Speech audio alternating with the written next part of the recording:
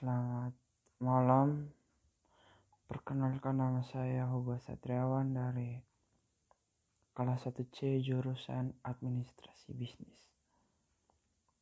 Pada hari ini saya akan mereview buku dari Sarjono Sukanto bab 6 tentang lapisan masyarakat.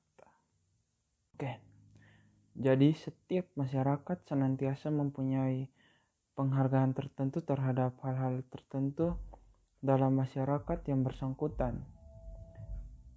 Pada zaman kuno dahulu, filosofi Aristoteles mengatakan di dalam negara terdapat 3 unsur, yaitu mereka yang kaya sekali, mereka yang berada di tengah-tengah, dan mereka yang melarat. Sistem lapisan masyarakat tersebut dalam sosiologi dikenal dengan social stratification. Social stratification adalah pembagian penduduk atau masyarakat ke dalam kelas-kelas secara bertingkat atau hierarkis.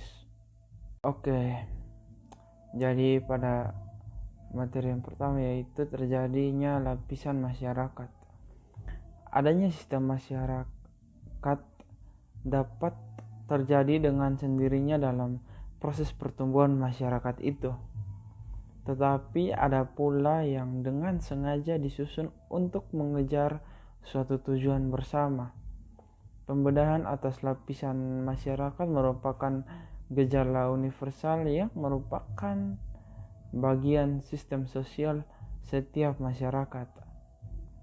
Untuk meneliti terjadinya proses lapisan dalam masyarakat, ada beberapa pokok di sini. Yang pertama, sistem lapisan berpokok. Pada sistem pertentangan dalam masyarakat, sistem demikian hanya mempunyai arti khusus bagi masyarakat tertentu yang menjadi objek penyelidikan.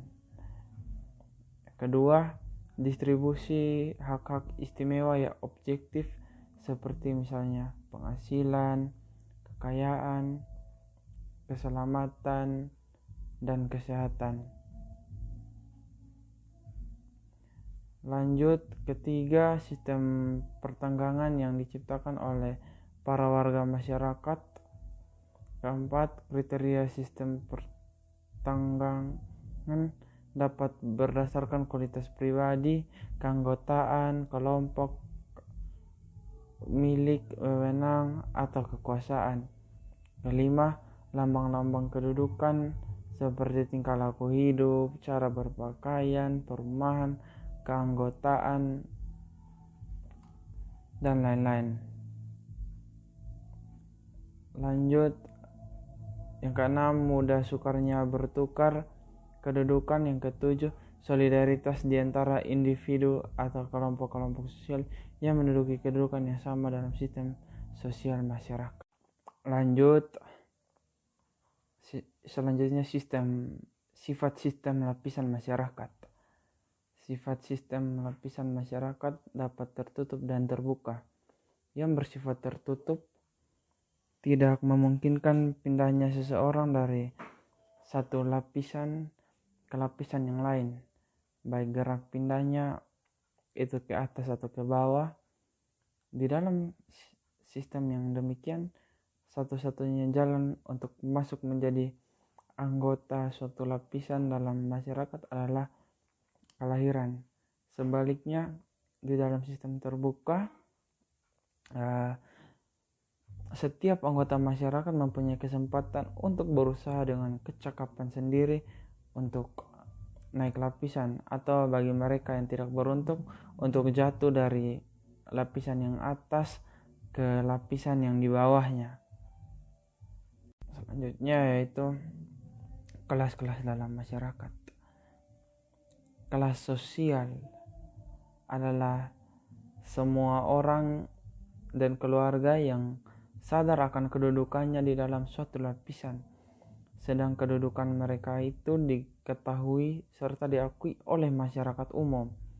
Apabila pengertian kelas ditinjau dengan lebih mendalam, maka akan dijumpai beberapa kriteria tradisional, yaitu yang pertama besar atau ukuran jumlah anggota-anggotanya, yang kedua kebudayaan yang sama, yang ketiga kelanggengan, keempat tanda-tanda atau lambang-lambang yang merupakan ciri khas, kelima batas-batas yang tegas, keenam antagonisme tertentu sehubung dengan kriteria tersebut di atas. Kelas menyediakan kesempatan atau fasilitas-fasilitas hidup tertentu.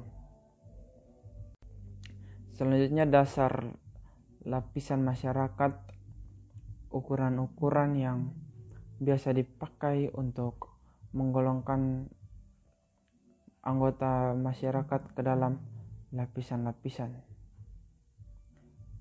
Yang pertama dari ukuran kekayaan atau material, kedua ukuran kekuasaan, ketiga ukuran kehormatan, dan yang keempat ukuran ilmu pengetahuan.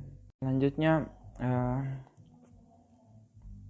unsur-unsur lapisan masyarakat.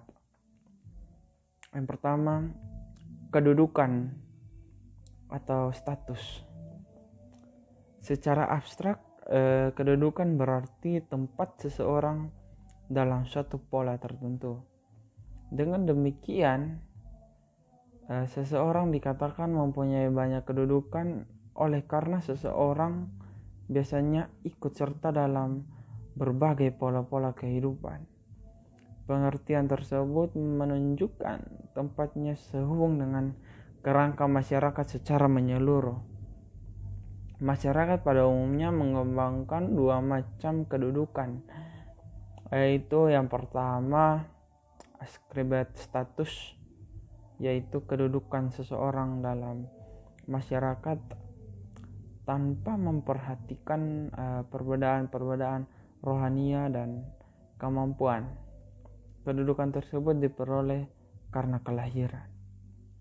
Yang kedua, achieved status, yaitu kedudukan yang dicapai oleh seseorang dengan usaha-usaha yang disengaja. Kedudukan ini tidak diperoleh atas dasar kelahiran, akan tetapi bersifat terbuka bagi siapa saja, tergantung dari kemampuan masing-masing dalam mengejar serta mencapai tujuan-tujuannya. Yang ketiga, kadang-kadang dibedakan lagi satu macam kedudukan, yaitu assigned status, yang merupakan kedudukan yang diberikan. Assigned status tersebut sering mempunyai hubungan yang erat dengan achieved status, dalam arti bahwa suatu kelompok atau golongan memberikan kedudukan yang lebih tinggi kepada seseorang yang berjasa, yang telah memperjuangkan suatu untuk memenuhi kebutuhan dan kepentingan masyarakat. Selanjutnya peranan atau role. Peranan merupakan aspek dinamis dari kedudukan. Apabila seseorang melaksanakan hak-hak dan kewajibannya sesuai dengan kedudukannya, maka dia menjalankan suatu peranan. Suatu peranan mencakup paling sedikit 3 hal, yaitu peranan adalah meliputi norma-norma yang dihubungkan dengan posisi atau tempat seseorang dalam masyarakat. Kedua, peranan adalah suatu konsep perihal apa yang dapat dilakukan oleh individu dalam masyarakat sebagai organisasi. Yang ketiga, peranan juga dapat dikatakan sebagai perilaku individu yang terpenting bagi struktur sosial. Selanjutnya, lapisan yang sengaja disusun. Caster E. Barnard secara khusus membahas sistem lapisan yang sengaja disusun dalam organisasi-organisasi formal untuk mengejar suatu tujuan tertentu. Menurut Barnard, sistem kedudukan dalam organisasi-organisasi formal timbul karena perbedaan-perbedaan kebutuhan, kepentingan, dan kemampuan individu. Sistem pembagian kekuasaan dan wewenang dalam organisasi-organisasi tersebut dibedakan ke dalam 2 sistem, yaitu yang pertama sistem fungsional yang merupakan pembagian kerja kepada kedudukan yang tingkatannya berdampingan dan harus bekerja sama dalam kedudukan yang sederajat. Yang kedua, sistem skala yang merupakan pembagian kekuasaan menurut tangga kedudukan dari bawah ke atas. Selanjutnya yaitu mobilitas sosial. Pertama, pengertian umum dan jenis-jenis gerakan sosial. Gerak sosial atau social mobility adalah gerak dalam struktur sosial, yaitu pola-pola tertentu yang mengatur organisasi suatu kelompok sosial.